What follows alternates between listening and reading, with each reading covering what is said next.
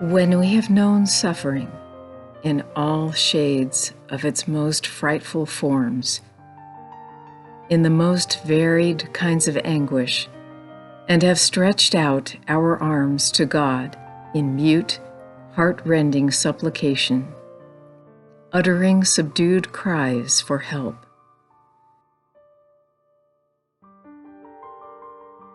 When we have drunk the chalice to the last drop, and have offered to God for days and years our own cross mingled with His, which gives it divine value, then God has pity on us and welcomes us into union with Him.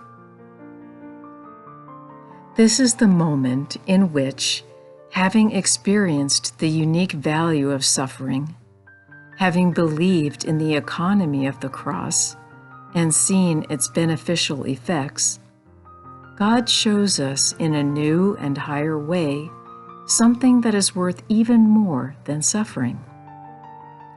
It is love for others in the form of mercy, the love that stretches our hearts and arms to embrace the wretched, the poor, those whom life has ravaged, repentant sinners. It is a love that knows how to welcome back our neighbor who went astray, our friend, brother, or a stranger, and pardons an infinite number of times.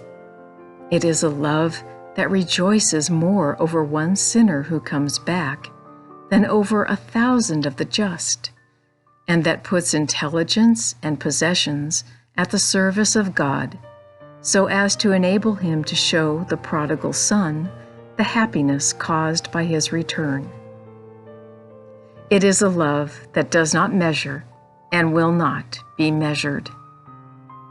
It is charity in bloom, which is more abundant, more universal, and more down to earth than the charity the soul had before. Indeed, it senses within itself the birth of feelings similar to those of Jesus, and it notices coming to its lips with reference to all those it meets the divine words, "I have compassion for the crowd."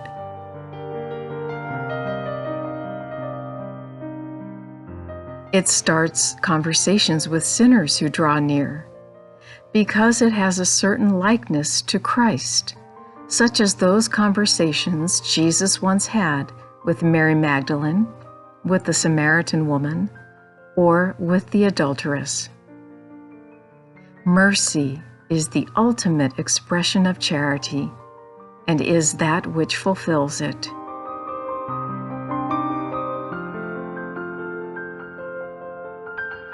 Charity surpasses suffering, for suffering belongs to this life alone, whereas love continues also to the next. God prefers mercy to sacrifice.